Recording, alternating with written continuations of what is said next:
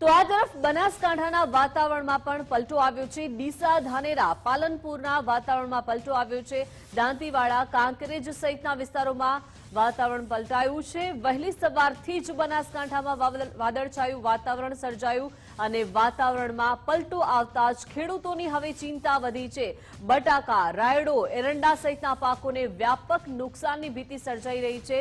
વહેલી સવારથી જ બનાસકાંઠામાં વાદળછાયું વાતાવરણ છવાઈ ગયું છે।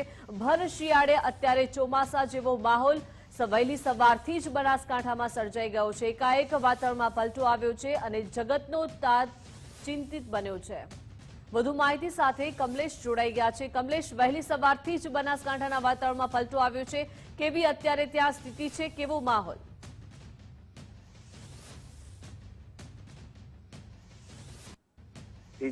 વાતાવરણમાં પલટો જોવા મળી રહ્યો છે। ખાસ કરીને જે વાતાવરણમાં પલટો થયો છે તેમાં એરંડા, જીરું, રાયડો, ઘઉં સહિતના જે પાકો છે તેને નુકસાન થવાની ભીતિ સેવાઈ રહી છે। ત્યારે ખેડૂતોની પણ ચિંતા વધી છે, કારણ કે અગાઉ પણ અનેકવાર કમોસમી વરસાદ સહિત જે વરસાદની અનિયમિતના કારણે જે ખેડૂતોને ભારે નુકસાન વેઠ્યું હતું, ત્યારે ફરી વધુ એકવાર જે કમોસમી વરસાદની પણ આગાહી છે, ત્યારે જે શિયાળુ પાક જે ખેડૂતોએ વાયો છે તેને નુકસાન થવાની અત્યારે ભીતિ સેવાઈ રહી છે। ખેડૂતો પણ અત્યારે તો ચિંતામાં જોવા મળી રહ્યા છે। ખાસ કરીને વાત કરીએ તો દાંતીવાડા હોય કે પછી પાલનપુર હોય કે ધાનેરા હોય કે કાંકરેજ કે જે આ આજુબાજુના વિસ્તાર છે, તમામ વિસ્તારમાં અત્યારે વાતાવરણમાં પલટો આવે છે, જેને લઈને ખેડૂતોને ખૂબ ચિંતા વધી છે। જી દીપિકા। જી કમલેશ, આભાર વિગત સાથે જોડાય તે બદલ।